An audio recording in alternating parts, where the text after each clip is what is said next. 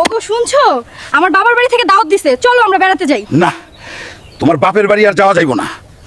কেন যাবে না বলো তো? বলছি তো, তোমার বাপের বাড়ি মানেই আমার জেলখানা। এইবার কিন্তু অন্যরকম। বাড়িতে আসতো একটা মহিষ জবাই করছে। মহিষ? মহিষ জবাই করেছে শুনে তো আমার মুখে জল চলে আসলো।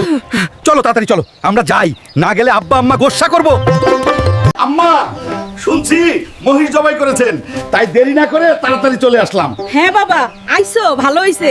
আম্মা, তাড়াতাড়ি আমার খাওয়ার ব্যবস্থা করেন, আমার পেটে তো আগুন লাগছে, খুব খিদা লাগছে আম্মা। এইটা কি আম্মা? এইটা মহিষ জবাই করেছেন নাকি মহিষ হাঁচি দিছে? বেশি করে মাংস দেন। আচ্ছা বাবা, আর দিচ্ছি। এইটাই তো মহিষের আসল চেহারা। ওফ, কি মাংস রে বাবা। আম্মা, মাংস সব তো আমি খেয়ে ফেলাইছি, আপনারা খাবেন না? বাবারে, ওইটা তো মরা মহিষের মাংস। এটা আমরা খাইতে পারি না, তাই তো তোমারে খাওয়াই। এইটা কি বললে? মরা মহিষের মাংস? বন্ধুরা, তোমরা দেখলে? তাড়াতাড়ি লাইক আর সাবস্ক্রাইব করো, আমাকে বাঁচাও।